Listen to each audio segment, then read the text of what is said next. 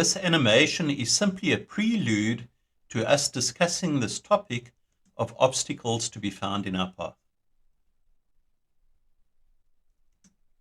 As per the animation, here we have similar conditions with snow to be found on either side of the road.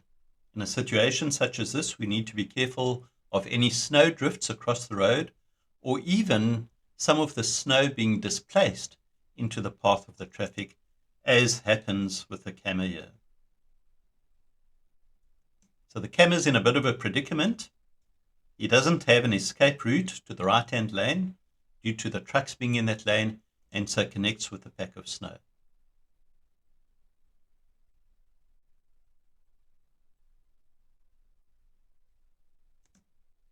This clip demonstrates two main points. Firstly, to keep a safe following distance. I have a separate page on the website that discusses following distance, and I'll put a link in the description of the video below. And the second point is to observe the behavior of the traffic ahead of you. So had the camera done that, kept a safe following distance, had a look at the behavior of the traffic ahead, he could have easily avoided the obstacle that was in his path.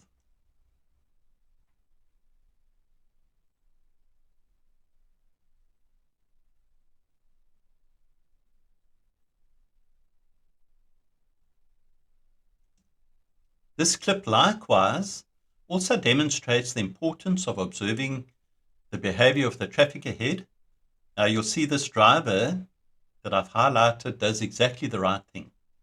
So if the camera was alert, he would have noted that the driver is putting on brakes. He's now moving over to the right-hand lane, also puts on his hazard lights to warn the traffic behind him that something is happening up ahead. But the camera is oblivious to that, stays in his path, and is now caught with a vehicle in his lane. In this clip, we have the camera overtaking the vehicle ahead. Now you can see it's a dark road, so there's no ambient street lighting to show what obstacles might be up ahead. So when you're overtaking in a situation such as this, as soon as you get to a point where you've passed the vehicle that you're overtaking, then provided there's no close oncoming traffic, and you can see a light in the far distance, so that vehicle is still a fair distance away. But where it's dark like this, you've passed the vehicle that you're overtaking, then briefly put on the brights of your headlamps to light up the roadway ahead so that you can see that it's clear before proceeding any further. In this case, it was too late. The camera hit the obstacle in the road.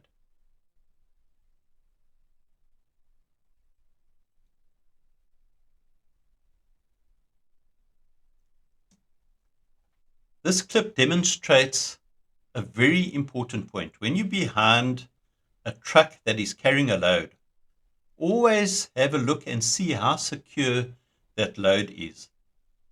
Is it likely to be displaced as soon as the truck pulls off? Maybe it's a heavy load on the back, and due to the inertia of the load and the truck pulling away, it may roll off the back, which is what happens in this particular clip. So that's one danger of an obstacle landing up in our path. Any load that might be displaced, it might be a heavy metal roll on the back there, and as soon as the truck pulls away, the chain's holding it break, and so that rolls off into our path. But also something very important to keep note of is that if it's a load that extends to quite a height, and we see that there's a bridge in the distance here, always hang back far enough behind such a vehicle to make sure that the load doesn't connect with the bottom of the bridge and is actually displaced off the truck, and you traveling behind this at speed that could land either on top of you or you ride into it, which could result in a serious collision. So I cannot overemphasize this point. As you're traveling along a freeway, where there are overhead bridges, make sure that you're well behind any truck that's carrying a load that has quite a height to it, so that if it should catch the bridge, as I say, that you're not directly behind the truck and you ride straight into that obstacle as it's displaced off the back of the truck.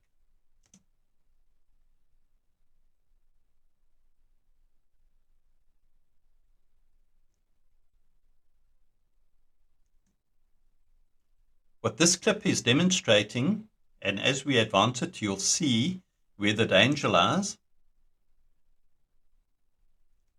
So notice now these trees falling over.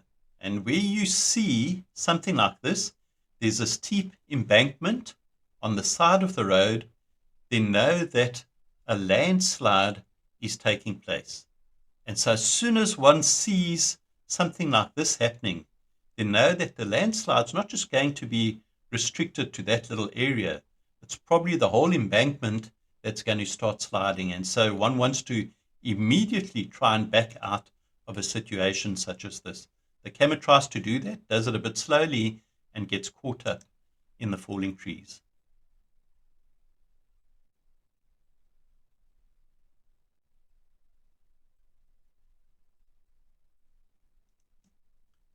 So where you've got a steep embankment, it's wet conditions. If you live in the area and it's been raining for days on end, then you know that increases the chances of any landslides taking place.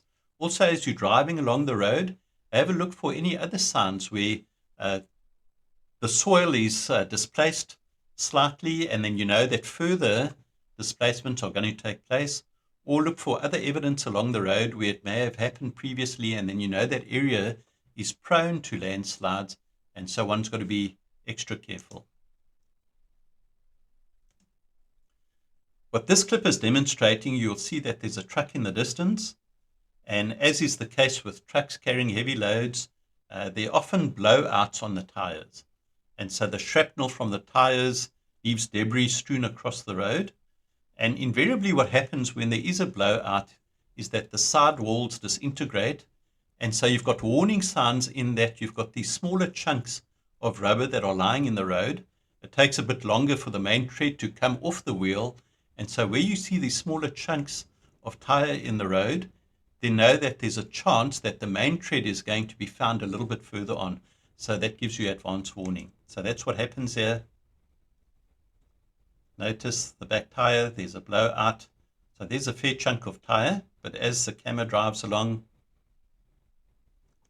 you'll see smaller bits of tire that are strewn across the road. So where you see this, then you know to be careful of the main tread a little bit further up, because that's going to do a lot more damage. And so there we can see it. Fortunately for the camera, this is taking place while the truck is up ahead, so you could see what was happening here.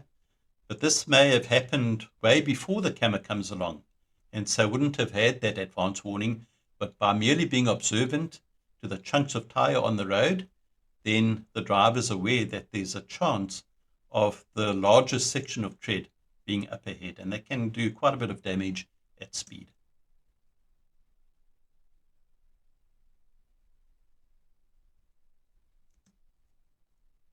So I'm going to not comment on this one and see if you can identify where the danger is.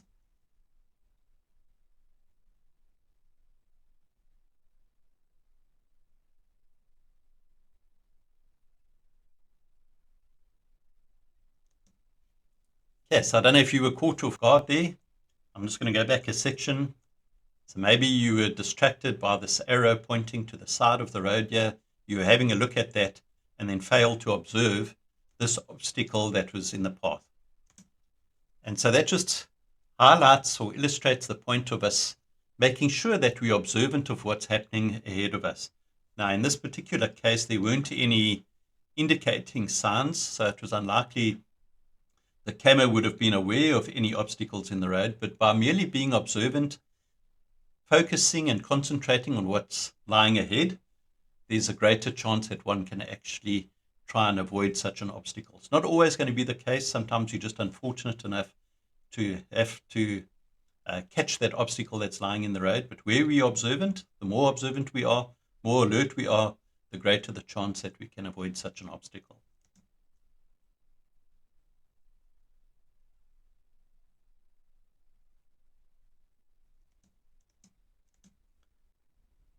In this situation, you'll see as we advance the video that the trees are blowing about wildly.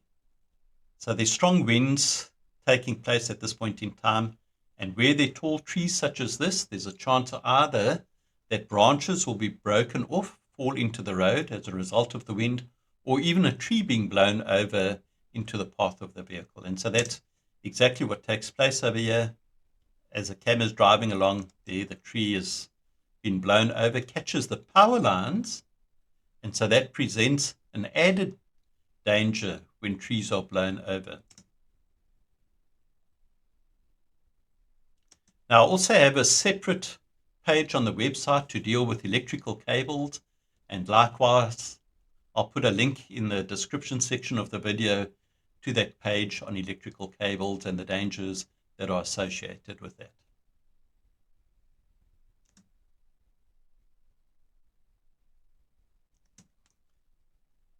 In this video, we see that there's a truck parked on the side of the road, and they're busy loading the truck.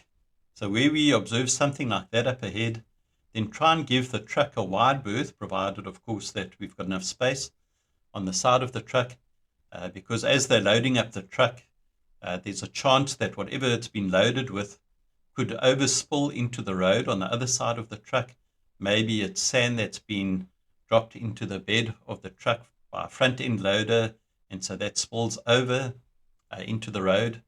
In this case, we see this worker throwing a package directly over, missing the truck, landing up in the road there.